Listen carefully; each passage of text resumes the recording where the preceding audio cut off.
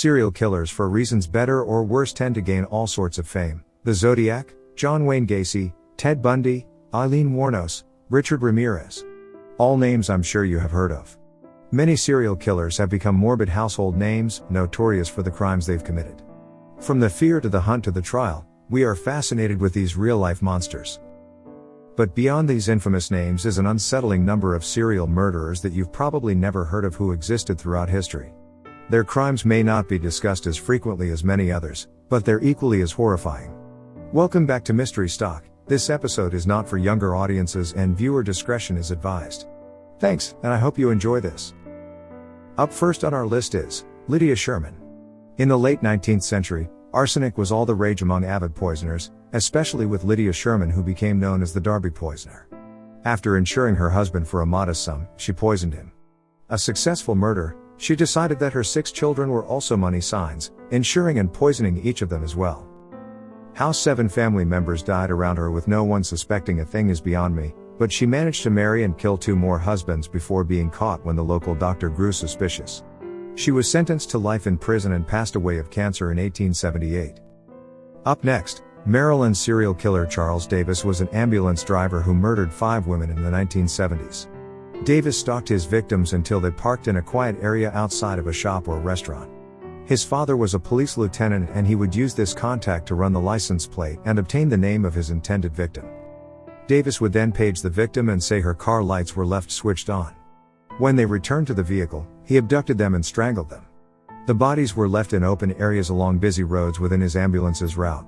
A passerby would alert the emergency services of the body, but nobody suspected the ambulance driver who arrived on the scene was actually the killer. Davis was eventually caught after using a stolen credit card belonging to one of his victims. He told a police officer about every 6 months, he did something big and he gets into trouble. He confessed to the murders and was sentenced to life in prison. Are you enjoying this video so far? Please be sure to leave a like so we know, and consider subscribing because we make new videos like this 3 or more times every week.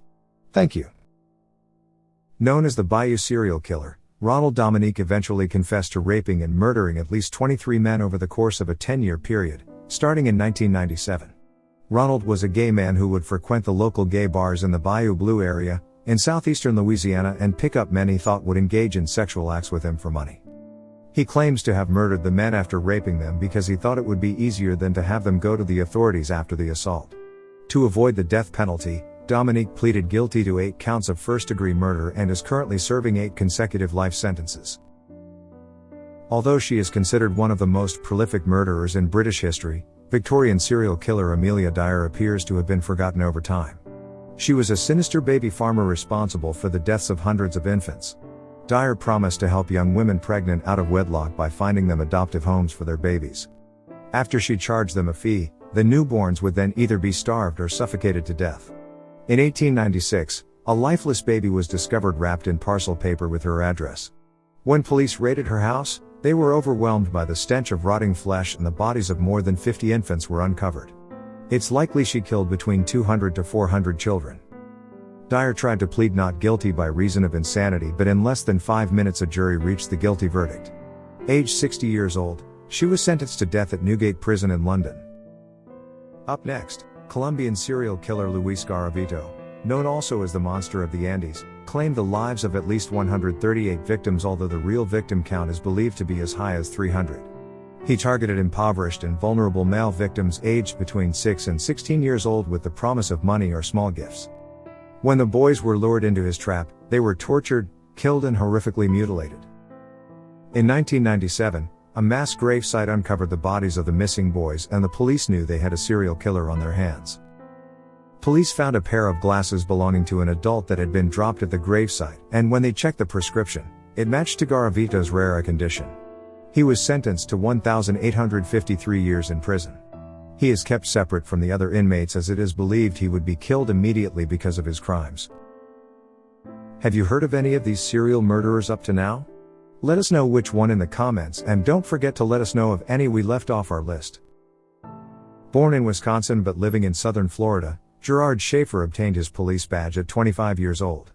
Schaefer used his authority as a police officer to abduct hitchhikers, teenage girls and young women, and torture, rape, and murder them.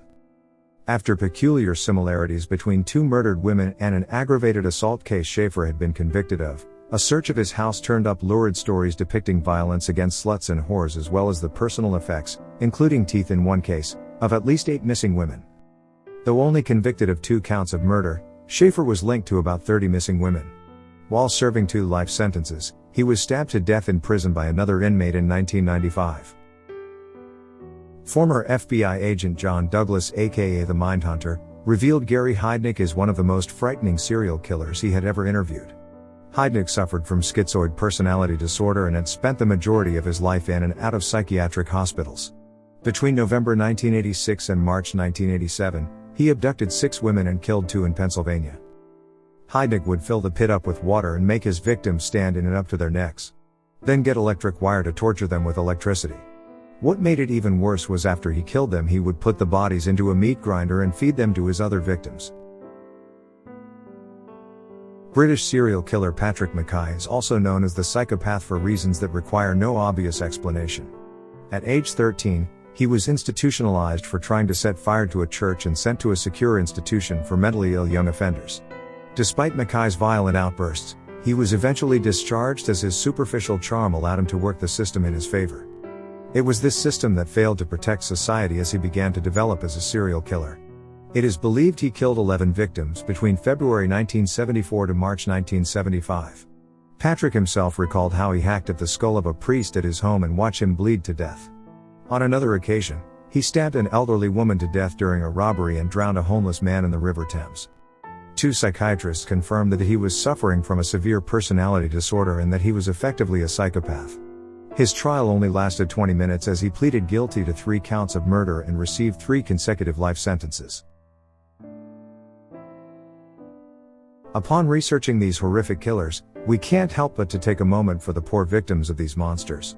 One can only hope that their victims are at peace. Which of these murderers scared you the most? For us it was the law enforcement or emergency services that was the most chilling. Thank you for watching and subscribing. See you in the next video.